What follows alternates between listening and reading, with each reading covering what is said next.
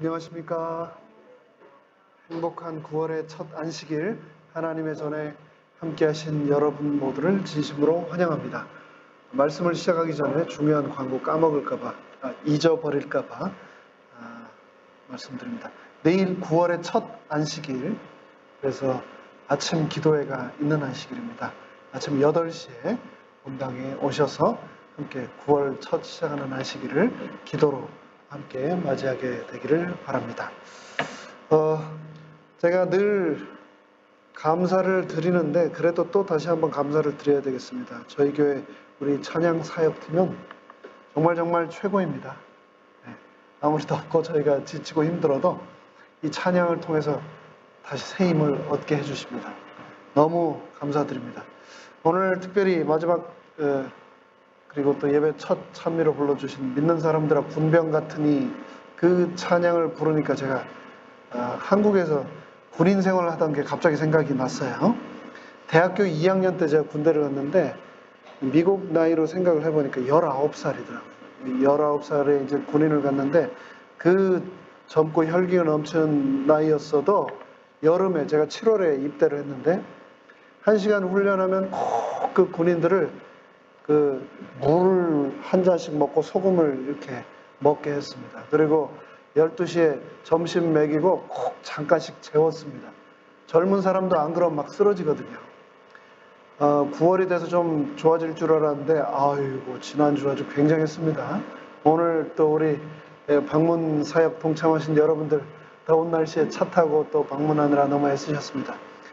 제가 늘 걱정입니다. 우리 성도님들 더운 날씨에 너무 무리를 하지 마시고 가급적 체력을 잘 조절하시고 물 많이 드시고 조금이라도 이상이 있으면 꼭 휴식을 잘 취해서 이 더운 여름을 건강하게 잘 지내주시기를 부탁드립니다.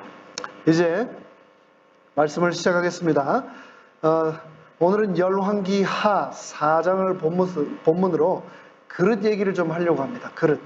그릇에 다 찬지라. 그릇 얘기를 시작하기 전에 잠시 함께 머리 숙여 기도하겠습니다.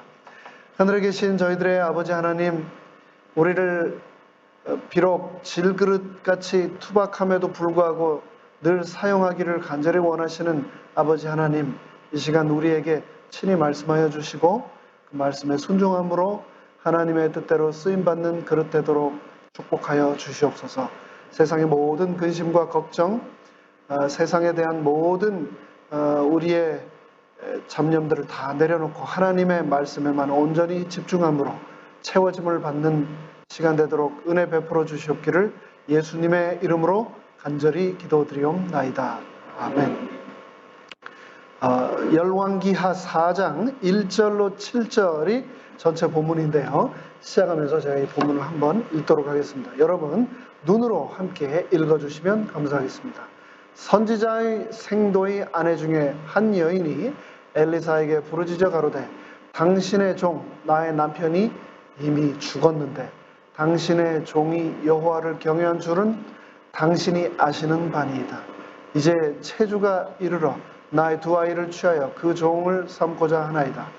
엘리사가 저에게 이르되 내가 너를 위하여 어떻게 하랴? 내 집에 무엇이 있는지 내게 구하라. 저가 가로되 계집 종의 집에 한 병 기름 외에는 아무것도 없나이다. 가로되 너는 밖에 나가서 모든 이웃에게 그릇을 빌라. 빈 그릇을 빌되 조금 빌지 말고 너는 내 두 아들과 함께 들어가서 문을 닫고 그 모든 그릇에 기름을 부어서 차는 대로 옮겨 놓으라. 여인이 물러가서 그 두 아들과 함께 문을 닫은 후에 저희는 그릇을 그에게로 가져오고 그는 부었더니 그릇에 다 찬지라. 여인이 아들에게 이르되 또 그릇을 내게로 가져오라. 아들이 가로되 다른 그릇이 없나이다 하니 기름이 곧 그쳤더라. 그 여인이 하나님의 사람에게 나아가서 고한데 저가 가로되 너는 가서 기름을 팔아 빚을 갚고 남은 것으로 너와 내 두 아들이 생활하라 하였더라. 참 짧지만 너무나 감동적이고 또 아주 우리 마음속에 깊은 인상을 주는 그런 내용입니다. 1절부터 한 구절씩 살펴보도록 하겠습니다. 선지자의 생도의 아내 중 한 여인이 엘리사에게 부르짖어 가로되 당신의 종 나의 남편이 이미 죽었는데 당신의 종이 여호와를 경외한 줄은 당신이 아시는 바니이다. 이제 체주가 이르러 나의 두 아이를 취하여 그 종을 삼고자 하나이다. 오늘 이 말씀은 엘리사를 찾아온 한 과부 여인의 이야기로 시작을 합니다. 이 여인은 선지자의 생도의 아내 중 한 명이었습니다. 남편이 목사였습니다.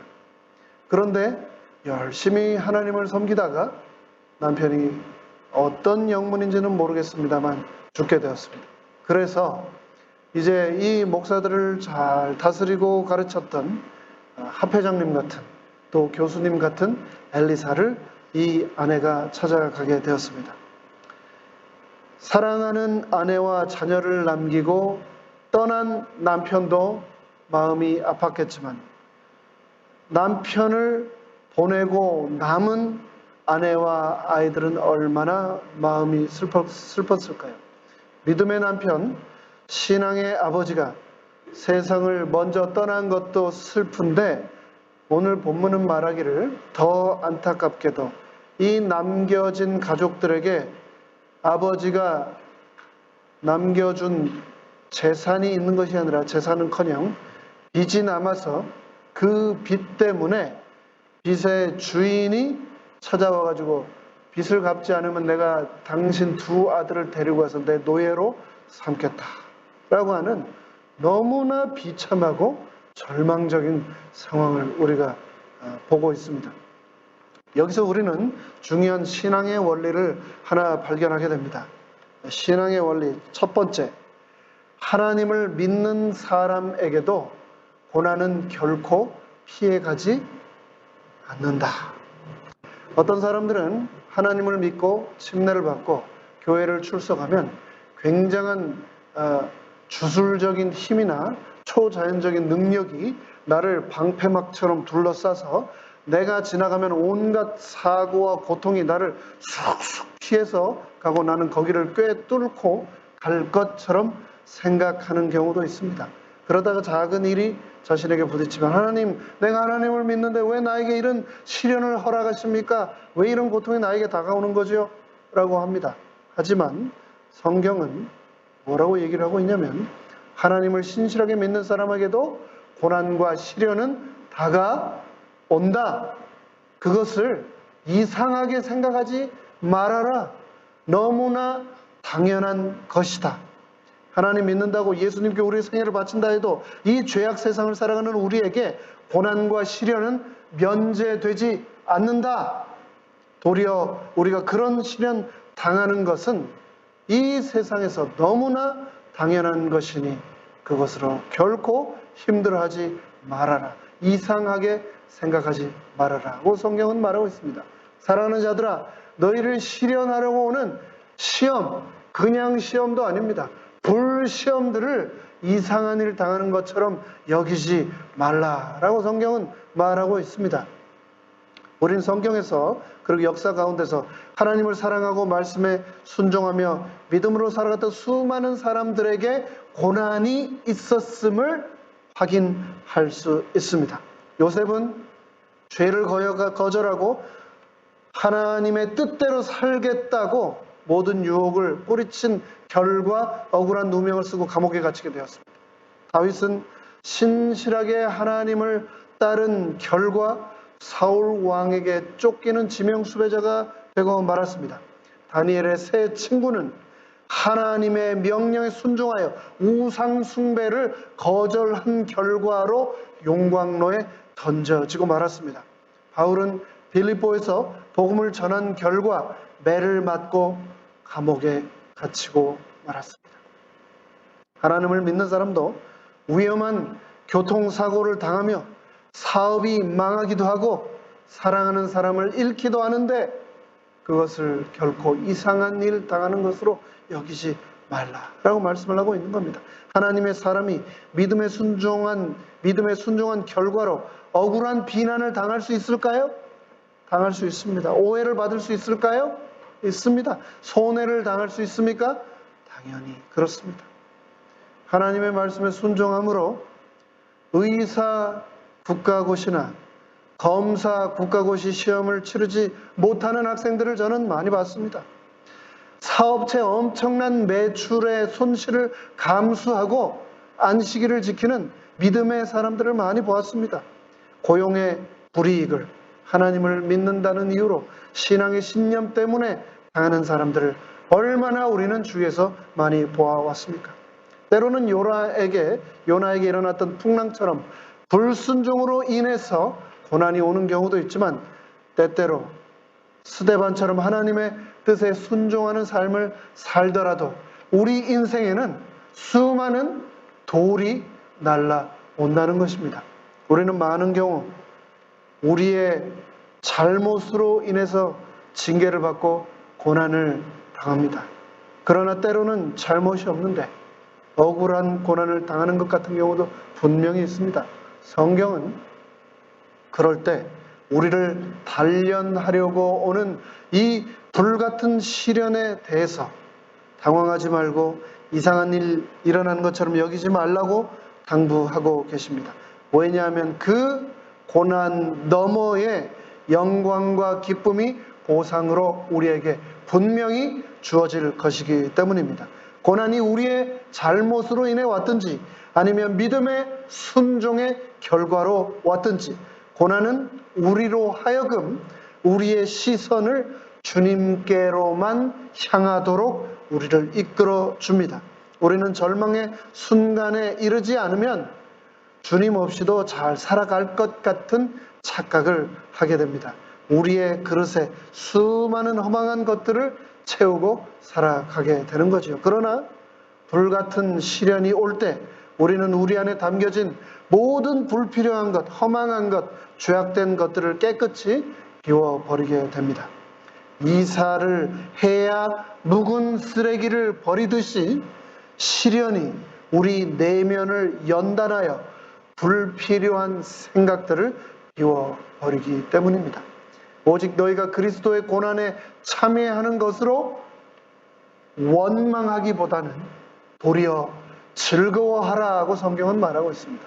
이는 그의 영광을 나타내실 때 너희로 즐거워하고 예수 그리스도의 기쁨에 동참하게 하려 함이라고 성경은 말씀합니다. 고난이 올 때 우리는 낮아지고 나 자신이 아무것도 아니라는 것을 다시금 기억하게 됩니다. 그렇기 때문에 우리가 고난을 결코 나쁜 것이라고만 말할 수 없습니다. 다 나에게 필요하고 유익이 되기 때문에 하나님께서 고난을 허락하신다는 것을 기억해야 하겠습니다. 시편에서는 다음과 같이 말합니다. 여호와는 마음이 상한 자에게 가까이 하시고 중심에 통회하는 자를 구원하시는도다. 의인은 고난이 많으나 여호와께서 그 모든 고난에서 건지시는도다. 그 모든 뼈를 보호하시며 그 중에 하나도 꺾이지 아니하도다. 분명히 말씀하고 있죠. 의인은 고난을 하나도 당하지 않는, 고난으로부터 완전히 면제된 사람이 아니라 의인은 고난을 많이 받는 자이다. 그러나 그 고난에서 하나님께서는 분명히 건지신다라고 약속하셨습니다. 그렇기 때문에 내 인생에서 모든 고난이 나를 피해가게 해달라고 기도하지 마시고, 그 어떤 고난이 오더라도 그 고난을 극복할 수 있는 힘을 주시옵소서라고 우리 모두 기도하게 되기를 간절히 바랍니다. 그 고난을 통해서 여호와 하나님께서 우리를 축복하실 것이기 때문입니다. 오늘 말씀에 등장하는 과부 여인에게도 하나님 외에는 붙들 것이 더 이상 없었습니다. 그러므로 이 여인은 죽은 남편 뒤로하고 엘리사 선지자 앞에 나와 부르짖으며 자신의 사정을 얘기합니다. 2절 보겠습니다. 엘리사가 저에게 이르되 내가 너를 위하여 어떻게 하랴? 내 집에 무엇이 있는지 내게 고하라. 저가 가로되 계집종의 집에 한 병 기름 외에는 아무것도 없나이다. 여러분은 곤경에 처했을 때 주변에 어떤 분들이 계셨습니까? 내가 가장 힘들었던 그때 여러분 주위에 어떤 분들이 계셨습니까? 남편이 죽고 빚더미에 있는 이 오늘 본문의 과부, 그런 사람이 있다면 어떻게 해야 될까요? 살림을 어떻게 했으면 이 집안이 풍지박산되고, 남편을 어떻게 모셨으면 남편이 이렇게 죽고 자식들은 노예로 팔려갈 지경이 됐냐고 책망을 해야 될까요? 남의 돈을 가져다 썼으면 대가를 치러야지 라고 하면서 혼자 정의로운 척을 해야 될까요?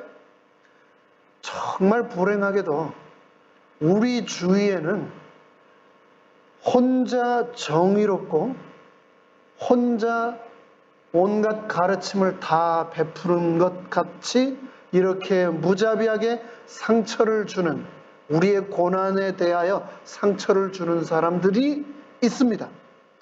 그러나 엘리사는 그러지 않았습니다. 엘리사는 살림을 어떻게 쓰면 아이들 둘씩이나 노예로 팔려갈 지경이 되었냐고 책망하지 않았습니다. 남의 돈을 가져다 썼으면 마땅히 대가를 치르고 갚아야 된다고 정의롭게 판단을 내리지도 않았습니다. 엘리사는 아무것도 묻지 않았고 따지지도 않았습니다. 그냥 다만 How can I help you? 내가 어떻게 하면 도와줄 수 있겠느냐라고 물었습니다. 엘리사는 여인에게 집에 무엇이 있냐라고 물었습니다. 아마 돈을 빌려준 사람이 집에 왔다 갔고 두 아들까지 뺏어간다 한 것 보니까 이미 가져갈 만한 살림은 다 가져간 것 같습니다. 아무것도 없었을 겁니다. 그리고 이제 마지막 남은 아들까지 뺏어가겠다고 한 거겠죠. 그런데 엘리사가 묻습니다. 집에 뭐가 있느냐? 왜 그랬을까요? 그 형편을 짐작할 수 없었을까요? 여기에서 우리는 하나님의 역사가 어디에서 시작하는가, 그 시작점을 우리는 발견할 수 있습니다. 내가 고난 가운데 있을 때는 나의 눈이 멀고 나의 귀가 막혀서 내가 아무것도 가진 것이 없고 나에게 하나님의 그 어떤 축복의 증거, 부스러기, 존재 자체도 하나도 없는 것처럼 느끼게 되는데, 엘리사는 여인에게, 과부에게 물었습니다. 내가 가진 것이 무엇이냐? 그리고 엘리사를 통해서 하나님은 그 여인에게 지난 삶을 인도하신 하나님의 축복의 흔적을 되돌아보도록 요구하셨던 겁니다. 모세가 가진 것이 하나도 없었습니다. 지팡이 하나 손에 든 것, 그것이 전부였는데 그 지팡이 하나를 가지고 하나님께서는 홍해를 가르시고 200만 명의 이스라엘 백성들을 구원해 내셨습니다. 사르밧 과부가 한 주먹 밀가루 가지고 빵을 구워서 아들하고 먹고 굶어 죽으려고 하고 있었는데 그 한 움큼의 밀가루를 가지고 하나님께서는 선지자 엘리야와 그의 가족을 3년 반이라고 하는 긴 가뭄을 건너도록 축복하셨습니다. 5천 명이 넘는 무리들 속에 있던 작은 한 소년이 가지고 있었던 보리떡 5개와 물고기 2마리로 그 2만 명이 넘는 사람들을 다 먹이고 12광주리가 넘는 음식을 예수님께서는 다시 거두게 하셨습니다. 우리는 하나님의 역사가 out of nothing, 아무 때도 없는 데서 갑자기 시작될 것이라고 막연하게 기대할 때가 있습니다. 물론 하나님께서는 아무것도 없는 데서 분명히 나와 우리를 축복할 수도 있는 분입니다. 그러나 더 많은 경우에 하나님의 역사는 이미 나에게 주신 것들로부터 시작한다는 것을 기억해야 하겠습니다. 엘리사는 여인으로 하여금 바로 그것을 발견하고 주목하고 거기서부터 시작하도록 요청하고 있습니다. 여인에게 아무것도 없는 것 같았지만, 모든 것이 끝나고 완전히 절망에 이른 것 같았지만 그녀에게는 한 가지가 남아 있었습니다. 바로 기름 한 병이었습니다. 이 기름이 무슨 기름이었을까요? 올리브? 예, 올리브, 건강에 좋은 올리브 기름인지 참깨 우리 참기름 기름인지 또 콩기름인지 무슨 기름인지는 모르겠습니다. 하여간 그게 크지는 않았을 겁니다. 왜냐하면 컸다면 다 뺏어갔을 테니까. 근데 그 작은 그 한 기름 한 병을 가지고 하나님께서 이제 기적을 시작하시는 겁니다.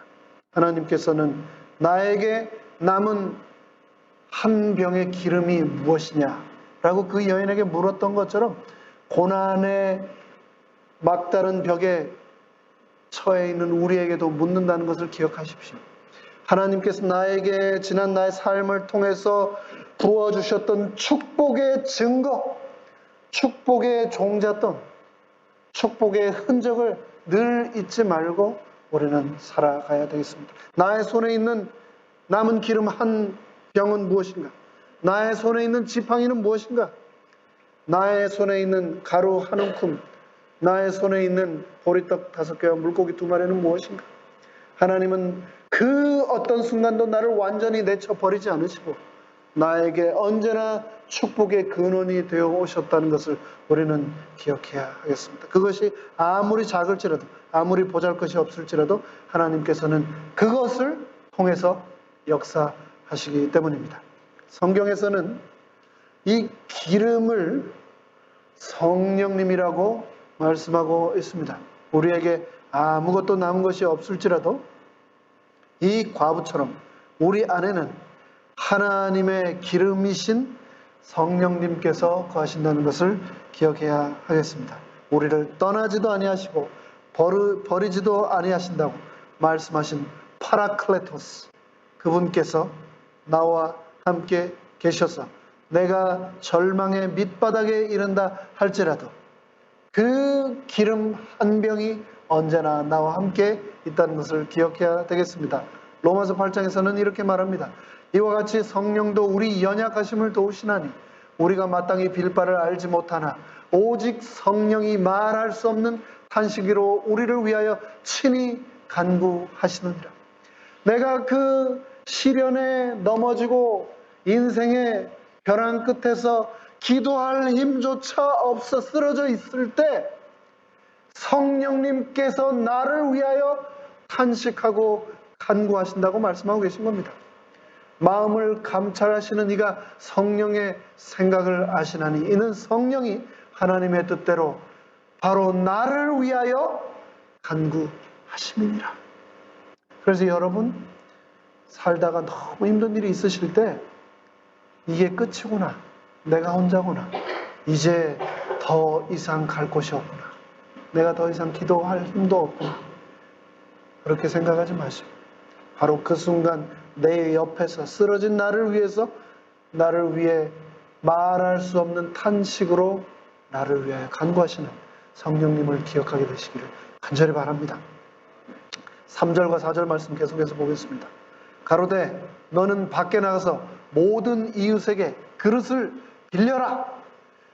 빈 그릇을 빌리되 조금 빌리지 말고 있는 대로 할 수 있는 한 다 최대한 많이 빌려라. 너는 너의 2 아들과 함께 들어가서 그리고 나서 이제 문을 닫고 그 모든 그릇에 내가 가지고 있는 그 기름을 부어라. 엘리사가 비상식적인 방법을 제시하고 있습니다. 모든 이웃들에게 가서 빈 그릇을 최대한 빌려오라. 그리고 그 다음에 문을 닫고 그 빈 그릇에 기름을 채우라. 그릇을 빌리는 것, 여러분 그릇 빌려보셨습니까? 빌려줘 본 적 있으십니까? 평상시 같으면 모르겠는데 이 여인의 상황은 조금 특수한 상황이었습니다. 남편이 죽었고 빚더미 때문에 빚을 받으려고 그 사람들이 와서 집안 살림을 다 가지고 다 빼앗아 가버리고 그 집안에 남은 게 아무것도 없는 상황이라는 걸 동네 사람들이 다 알았을 겁니다. 그리고 급기야 더 이상 가져갈 것이 없는 것에 분노한 이 사람들이 니네 아들들이라도 내놓으라고 내가 노예로라도 부려먹겠다고 하면서 그 자식들을, 아들 2을 빼앗아 가려고 했을 때 그 어머니가 어땠을까요? 있는 사력을 다해서 울부짖으면서 그들에게 매달리고 아들을 못 잡아가도록 흙바닥에 뒹굴면서 그 아들들을 움켜쥐고 부여쥐고 통곡을 했을 것입니다. 동네 사람들이 다 봤을 거예요. 그런 집에 그릇 빌려주면 어떻게 될까요? 받을 수 있을까요? 그런 집에 그릇 빌려주기가 쉽지 않을 겁니다. 이 과부는 어떤 생각을 했을까요? 엘리사 선지자께서 나를 도와주시려면은 뭐니 해도 이 캐시가 안 되면 뭐 당장 먹을 수 있는 곡식 뭐 이런 걸로 도와주시지, 이상하게 갑자기 그릇을 빌려오고 문 닫고 기름을 부으라고 무슨 말인가.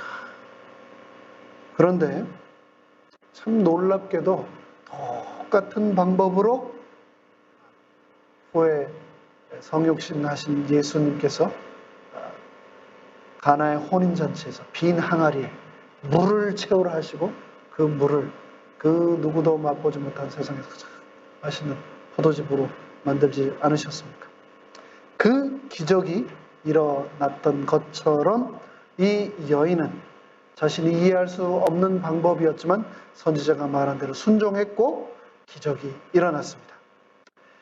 누가복음 5장에 보면 또 다른 그런 기적을 경험했던 한 사람의 이야기가 나옵니다. 예수께서 한 배에 오르시니 그 배는 시몬의 배라. 육지에서 조금 떼기를 청하시고 앉으사 배에서 무리를 가르치시더니 예수님께서 침례를 받으시고 40일 금식 기도를 하시고 공생애를 시작하셨습니다. 놀라운 그분의 가르침에 날마다 인산인해를 이루는 사람들이 몰려왔고 예수님은 자의반 타의반으로 점점 해안가로 밀려 더 이상 갈 곳이 없었습니다. 그래서 결국은 그 해안가에 대져 있던 배에 올라타서 물에서 잠시 떨어져서 회중들을 가르치기 시작했는데 그 배가 바로 시몬의 배였습니다. 4절 말씀을 마치시고 시몬에게 이르시되 깊은 데로 가서 그물을 내려 고기를 잡으라. 이 시몬은 하루 종일 그물질을 했는데 아무것도 잡지 못해서 이제 축 처진 어깨를 이끌고 집으로 가려고 하는 판이었는데 갑자기 군중들과 처음 보는 예수라고 하는 사람이 와서 자기 배를 타더니 이제 군중들이 다 흩어진 후에 아무것도 모르게 생긴 이 사람이 바다에 그물을 던지라는 겁니다. 깊은 데에 그물을 던지라는 겁니다. 보아하니 바다의 바자도 모르고 고기의 고자도 모르게 생긴 사람, 손에 보면 이 괭이가 잡혀 있는 게 바다에서는 안 해보고 목수일은 좀 해본 것 같지만 이 바다일 아무것도 모르는 것 같은 사람이 깊은 데 그물을 내리라고 하는데 베드로의 귀에 그 말이 들렸을까요? 고기가 깊은 데 많습니까? 얕은 데 많습니까? 고기가 해가 쨍쨍 째르치는 데 많습니까? 그늘에 많습니까? 고기가 물길을 따라 다니고 밀물과 썰물이 있을 때 다니고 얕은 곳에 다니고 또 그늘이 있는 곳에 다니고 어부들이 그런 거 알까요? 모를까요? 알죠. 밥 먹고 그것만 한 사람들입니다. 그런데 그 베드로가 한 마리도 못 잡은 고기를 예수라고 한 사람이 깊은 데에 와서 그물을 던지라. 근데 5절에 시몬이 선생이여 우리들이 밤이 맞도록 수고를 하였을 때 얻은 것이 없지만은 말씀에 의지하여 내가 그물을 내리리이다. 밤새 한 마리도 못 잡았지만 순종하겠습니다. 6절 그리한즉 고기를 메운 것이 심히 많아 그물이 찢어지는지라. 이에 다른 배에 있는 동물을 손짓하여 와서 도와달라 하니 저희가 와서 두 배의 채움에 잠기게 되었더라. 던졌던 그물이 찢어지도록 고기가 잡히고 그 고기가 베드로의 배에 차고 넘쳐서 도움을 요청한 그 친구의 배까지 가득 차서 두 배가 고기 때문에 거의 잠기게 되었다라고 성경은 기록하고 있습니다. 하나님께서는 놀라운 축복을 내 삶에 퍼부어 주시기 위해 언제나 준비된 분이십니다. 그런데 문제는 우리가 그것을 받을 준비가 되어 있지 않다는 겁니다. 믿음이 없기 때문에 순종하지 못하기 때문에 하나님의 기적을 받지 못하는 경우가 얼마나 많습니까? 이건 이래서 안 되고 저건 저래서 안 되고 이건 너무 비현실적이고 저건 너무 비상식적이고 그건 말도 안 되는 방법이라고 우리가 계산하고 따지고 우리의 논리에 합당하지 않기 때문에 순종하지 않는 경우가 얼마나 많습니까? 제가 아는 한 분은 사업을 꽤 크게 하셨습니다. 그 사업만 크게 하는 것이 아니라 그 사업을 통해서 주변 사람들을 참 많이 돕는 분이셨습니다. 주위 사람들을 도우시고 교회를 도우시고. 그런데 주위에서 어떻게 알고, 그런 분들은 항상 그렇죠.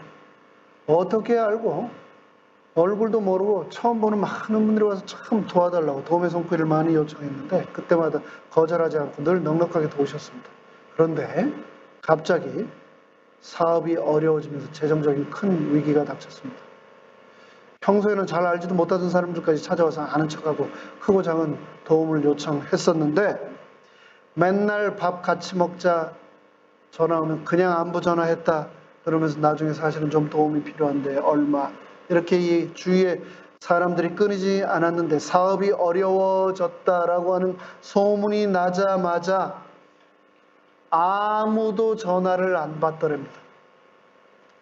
돈 빌려달라고 할까봐. 이 과부도 그러지 않았을까요? 남편 죽고 유산은커녕 빚만 남겨주고 그 빈자리에 이제 빚쟁이들이 아들들을 노예로 잡아가겠다고 그런 과부에게 엘리사는 이웃들에게 가서 문을 두드리고 그릇을 빌리라. 쉽지 않았을 겁니다. 선지자와 하나님을 향한 믿음이 없었다면 정말 할 수 없었을 겁니다. 하나님께서는 나의 좌절과 실망을 뛰어넘어 역사하시고 기적을 베푸십니다. 내 생각, 내 판단을 내려놓고 하나님의 말씀에 무조건 순종해야만 하나님이 준비하신 그 축복을 우리가 받을 수 있다는 것을 기억해야 되지 않겠습니까? 4절에서는 또 문을 닫고 기름을 부으라고 그릇에 항아리에 부으라고 말씀하고 있습니다. 왜 문을 닫으라고 했을까? 이 문을 닫으라고 하는 말씀을 통해서 우리는 예수님께서 우리에게 기도할 때 우리가 기도할 때 거리 모퉁이에서 기도하지 말고 골방에 들어가 문을 닫고 은밀한 중에 보시는 아버지께 기도하라 라고 하셨던 그 예수님의 말씀을 우리는 기억할 수 있습니다. 그러면 은밀한 중에 보시는 아버지께서 우리에게 갚아주시겠다라고 약속을 하셨습니다. 이 말씀처럼 하나님의 역사를 경험하기 위해서는 우리 인생에 세상을 향하여 우리 주위 많은 군중들을 향하여 내 인생의 문을 잠시 닫고 하나님께만 기도해야 하는 시간이 꼭 필요하다는 것을 기억해야 하겠습니다. 하나님과 나만의 개인적인 시간이 반드시 필요하다는 겁니다. 앤드류 머레이라는 사람이 이렇게 말을 했습니다. 기도는 하늘의 힘을 좌우하는 지상의 유일한 힘이다. 그 힘이 나의 손에 있습니다. 내가 기도한다면 나의 기도를 통하여서 하나님께서는 하늘의 힘을 움직이실 것이고 그래야 우리를 축복하시겠다고 약속을 하신 겁니다. 그렇기 때문에 우리는 사람에게 얘기하기보다는 그들을 만나서 그들에게 의지하기보다는 지식이나 전문적인 상담에 의지하기보다는 하나님의 성전에서 주의 제단 아래에서 그분께만 드리는 기도의 시간을 더 절박하게 간절히 사모하며 그런 시간을 가져야 하겠습니다. 조용한 시간이 더 많아지기를 하나님은 원하고 계십니다. 하나님과의 개인적인 그분과 나만의 시간이 더 많아지기를 하나님은 원하고 계십니다. 그래서 내 삶의 능력과 힘이 충만하기를 하나님은 원하고 계신 겁니다. 우리가 심지어 이 교회에 와서까지도 성도 간의 교제가 얼마나 중요합니까? 그리고 얼마나 그 교제를 통해서 하나님이 축복하십니까? 맞습니다. 우리는 성도 간의 교제를 통해서 서로 신앙적으로 격려하고 서로에게 힘을 줘야 하는 것 맞습니다.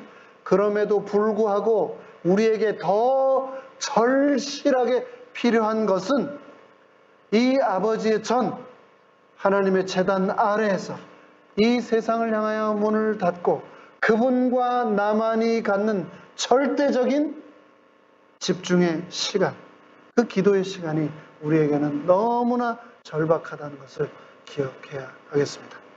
5절부터 또 계속해서 읽겠습니다. 여인이 물러가서 그 두 아들과 함께 문을 닫은 후에 선지자의 말에 순종하여 저희는 그릇을 그에게로 가져오고 두 아들들은 어머니에게 그릇을 가져오고 그는 과부는 계속해서 기름을 부었더니 6절 그릇에 다 찬지라. 여인이 아들에게 이르되 또 그릇을 내게로 가져오라. 아들이 가로되 다른 그릇이 없나이다 하니 기름이 곧 그쳤더라. 그 여인이 하나님의 사람에게 나아가서 고한대 저가 가로되 너는 가서 기름을 팔아 빚을 갚고 남은 것으로 너와 내 두 아들이 생활하라 하였더라. 과부 여인은 하나님께서 엘리사를 통해 주신 말씀에 순종하였습니다. 믿음의 순종의 결과 그녀와 아들들은 기적을 경험했습니다. 항아리를 들어 한 그릇 한 그릇 기름을 부어 나가면서 이 여인과 아들들은 어땠을까요? 상상이 가십니까? 부어도 비어도 이 여인이 가지고 있던 기름병이 얼마나 했는지 참 궁금합니다. 그냥 저 혼자 생각에는 우리 마트에 가면 파는 이 참기름병 정도 하지 않았겠나 그냥 저는 혼자 생각을 하는데 그 조그만 병을 부어도 계속 나오는 모습을 보고 엄마와 두 아들이 어땠을까요? 엄마 이거 가득 차간다. 빨리 다른 그릇 얼른 대 하면 또 다른 그릇을 갖다 대는데 계속해서 기름이 차오르는 겁니다. 그래서 빌려온 그릇에 결국 다 차고 더 빨리 가져와라 빨리 가져와라.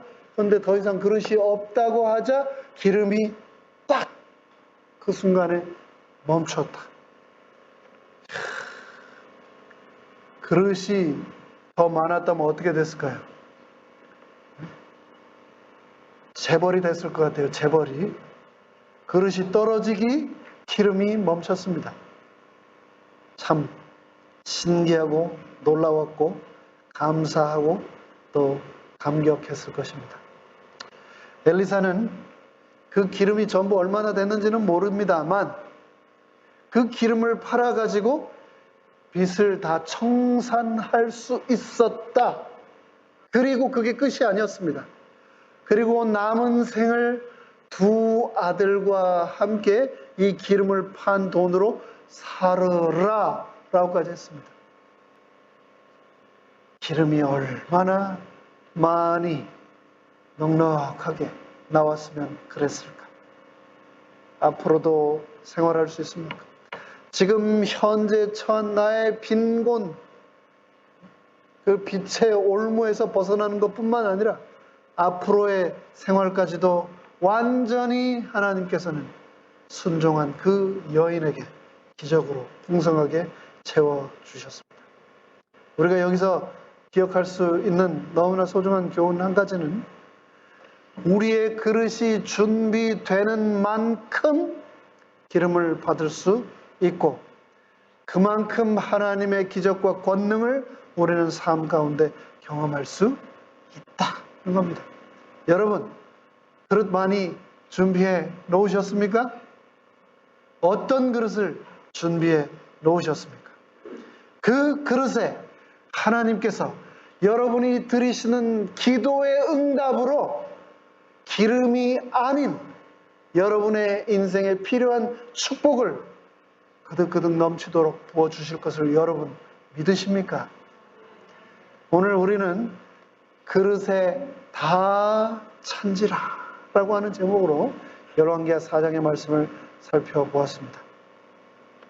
기름을 채우려면 빈 그릇으로 우리가 나와야 합니다.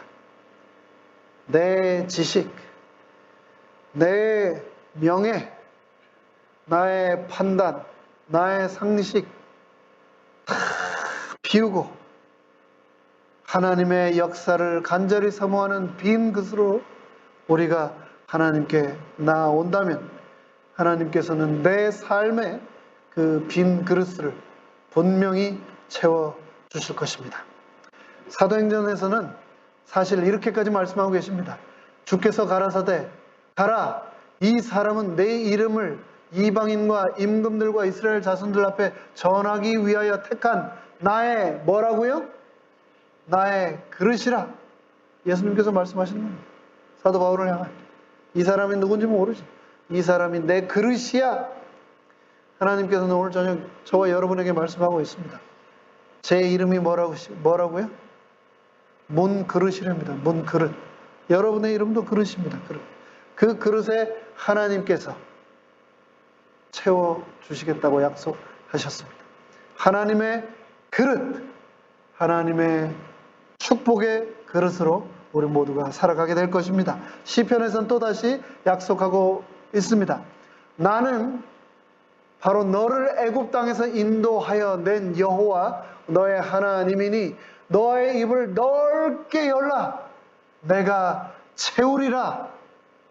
내가 입을 벌린 만큼, 내 마음을 여는 만큼, 내 그릇을 준비한 만큼 여호와 하나님께서는 그 그릇들이 차고 넘치도록 분명히 채우시겠다고 약속하셨습니다. 우리 인생의 모든 빈 그릇들이 다 채워지게 되기를, 순종함으로 기적을 통하여 우리 인생의 모든 그릇들이 다 채워지게 되기를 간절히 바라며 말씀을 마치겠습니다. 이제 기도 제목을 드리도록 하겠습니다. 매주 드리는데 꼭 기억하시고 기도해 주시면 감사하겠습니다. 자, 1번 김진아 자매님, 우리 단비 한택이 엄마입니다. 어린이 오케스트라반 학부모 되시죠. 2번 조성국 성도님, 우리 유혜자 집사님의 남편 되십니다. 얼마나 성경 공부를 열심히 하시는지 모릅니다. 지금 이제 10월 중에 이제 침례를 받으시려고, 공부를 마치시려고 열심히 공부를 하고 계십니다. 매주 화요일 저녁 하고 계십니다. 기도 부탁드립니다. 3번 이주연 자매, 우리 노스캐롤라이나에서 오신 안순업 집사님의 둘째 따님